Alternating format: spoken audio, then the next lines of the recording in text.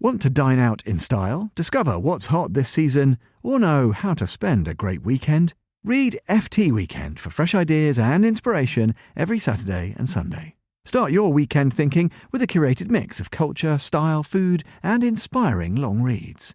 Enjoy the best Financial Times news journalism, then tuck into lunch with the FT and HTSI. Check out the best deep dives on the arts, travel, wine, homes, and more. Pick up a copy or read more at ft.com.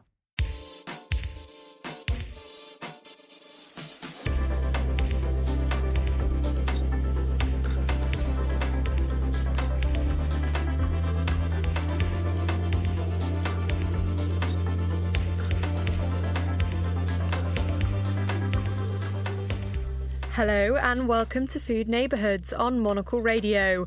I'm Monica Lillis and once again we're visiting the places locals love for their food and drink. Bologna is at the heart of Italian gastronomic traditions with its specialities like lasagne, tagliatelle and tortellini. And at the heart of the city itself is a food neighbourhood known locally as the Quadrilatero. Paola Tassi and Maria Rita Totini are members of the Cesarine, a nationwide organisation set up in Bologna, inviting people to shop, cook and eat at members' homes. Here they take contributor Dany Mitzman on a tour of some of the highlights and hidden treasures of their city's most historic district. Take a listen.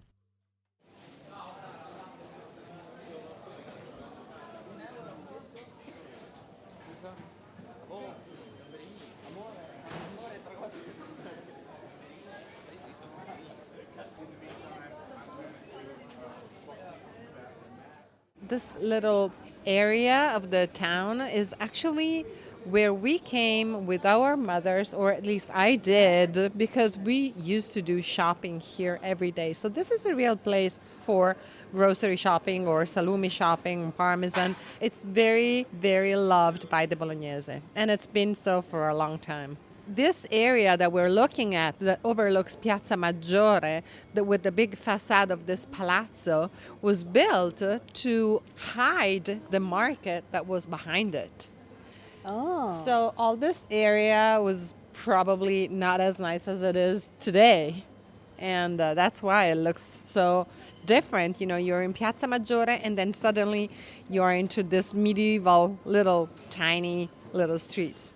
And quadrilatero means quadrilateral, right? Exactly. You go from one street to another and it's all square. A crisscross, yeah. Crisscross, and it's really easy to walk around and get lost.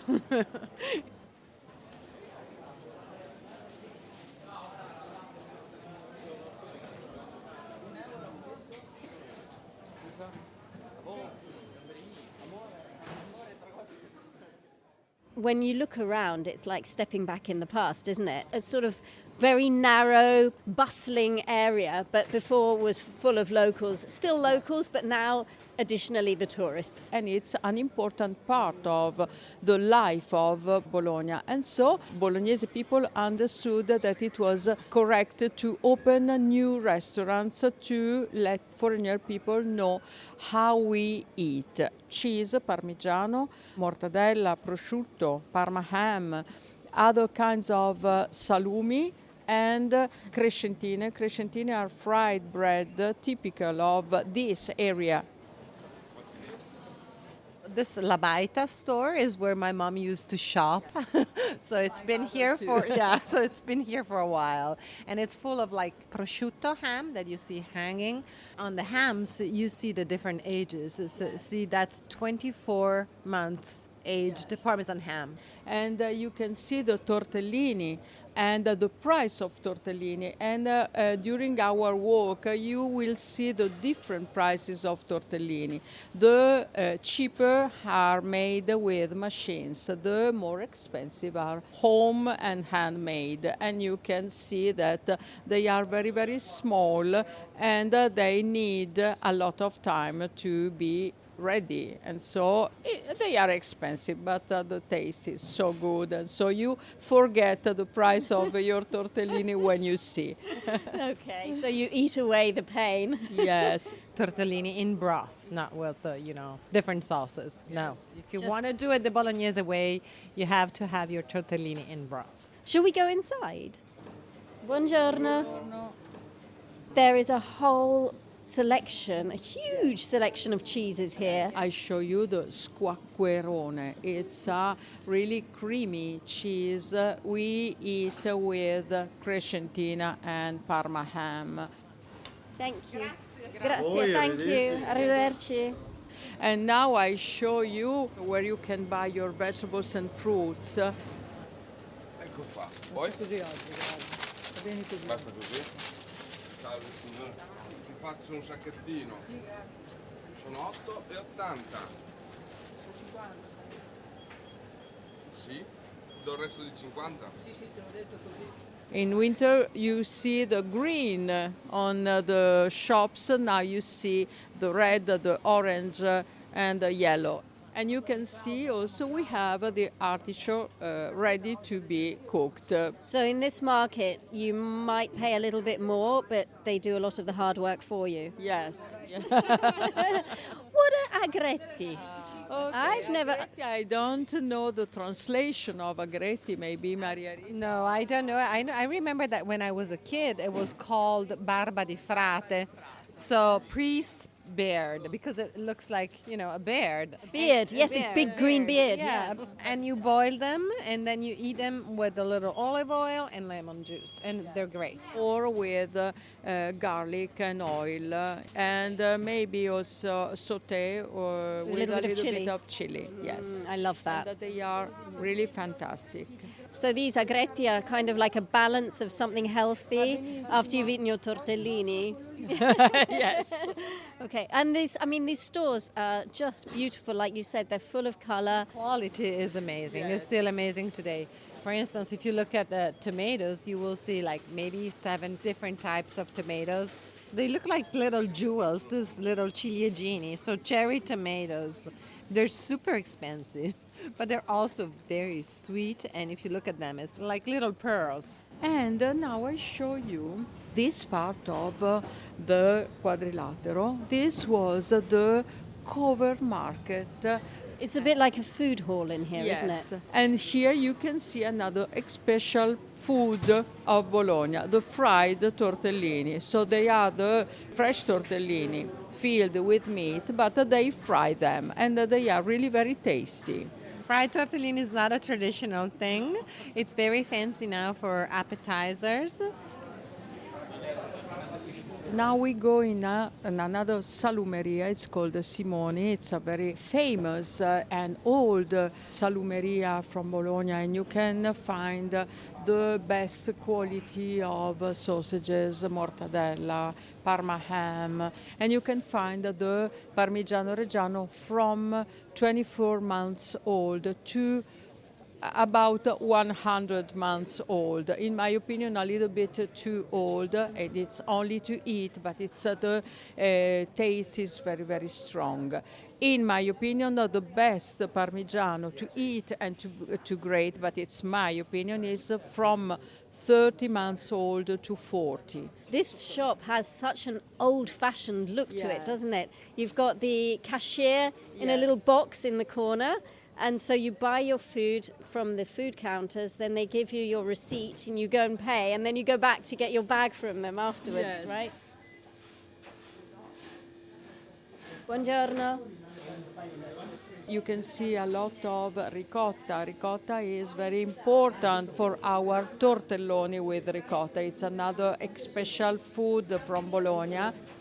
The filling of tortelloni is made with ricotta and with a lot of Parmigiano Reggiano inside. For lazy people, you can find also the grated Parmigiano Reggiano. Let's nip into a shop quickly because we've got a whole school trip coming past us. Maria Rita has brought us to a very beautiful shop with chandeliers, and it's actually really stunning. Tell me all about it. Well, this store has been here forever. It's called Gilberto, and the quality is always amazing. So if you look around, you see not only the big chandeliers, but also a lot of bottles and different selection of goodies. This is a shop where I always come to buy chocolate tortellini as a gift for friends. And if you want to buy balsamic vinegar in here, this is where I come sometimes, and they let you taste it at the back. Yeah, you should take a look at this. This is called the zuccherini bolognese, and they're very tiny little biscuits, and they used to be very popular during weddings in the old times. So instead of confetti, which Sugared almonds. sugared almonds, because confetti is something else in English, they would give to the guests zuccherini bolognese, these little round, adorable cookies. And if you go downstairs here at the store in Gilberto, you have a great selection of wines from all the different regions of Italy. So if you're looking for a particular wine, you want wine from Sardinia or from South Tyrol, you come here and they have it. We're just coming out of one street. Across the road is Il Calice, which is a little wine bar and aperitivo bar, which has very fond memories for me because when I first came to live in the city, I got drunk here on 3 glasses of Prosecco. So for me, coming here for a glass of Prosecco always holds very special memories. Doesn't take much for me to get drunk. But this is a very typical traditional bar where if you stand at the bar, you can basically eat dinner because they give you so many bar snacks. Yes, and it's been here forever, and it's a great bar. And also in the same street, there is the first bar where I got drunk for the first time. It's called Rosa Rose, and it's a great bar too. And this is also the street with my favorite chocolate shop. Mine too. Roccati is just really something else. I mean, we have great chocolate in Bologna, but Roccati, I think it's a little bit outstanding. I say that a chocolate shop for me is like a jewellery store for most women. But when you go into Roccati, it actually looks like a jewellery store inside, doesn't it? It looks, it feels, and actually also when you go to the checkout, it is like a jewelry store, but it's worth it. Totally worth it. This street is a great mixture of old and new and fancy and tasty and traditional and fun, I think. You can smell the freshly baked bread. You can smell, of course, the salumi, so you can smell the mortadella. And sometimes you smell the ragu because there are also restaurants in these streets. There are all these little tables that belong to the restaurants that opened up after COVID. The municipality of Bologna allowed restaurants to have tables outside. And, well, thank God they did it because now it feels much more of an international and, lively city than it did before.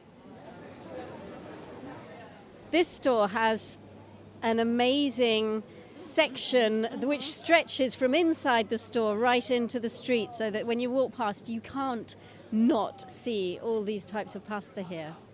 Yes, it's amazing. So you have fresh tortellini here, and from the price you can tell they're not handmade because they're too cheap to be handmade. They're $29.90 a kilo, so 30 as opposed to 40 in the other place. Exactly, so that you can tell the difference when you eat them. And then you have several different shapes of tortelloni with different fillings. The traditional one, which is ricotta, and then you have the one with bufala and ham, prosciutto, and then you can have the tortelloni with asparagus and provola. Tortelloni with porcini mushrooms. Oh my God, I'm getting really hungry. Tortelloni with salsiccia and burrata, so sausages and burrata, which is a very tasty cheese. And then you have the balanzoni. The balanzoni is a very, very local shape of pasta. It's green because it has spinach in the dough. And inside you have ricotta and mortadella. So it's not good for vegetarian, but it's beautiful to look at. It's so green and rich just to look at. The other pasta we haven't talked about, which we can see in front of us, are tagliatelle. Oh my God, I can't believe we forgot tagliatelle. Tagliatelle is just the basic. I mean, you can't come to Bologna and not taste tagliatelle. I mean, we were raised with tagliatelle. And my husband always tells me that his grandmother used to make tagliatelle every single day. And what did he eat them with? Probably ragu, but not every day because you can't have ragu every day. I mean, it's just too rich. So probably just a basic tomato sauce or even just butter and a very good aged Parmesan cheese.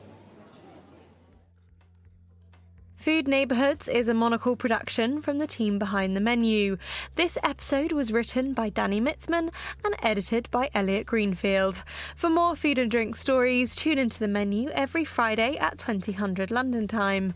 I'm Monica Lillis. Thanks for listening.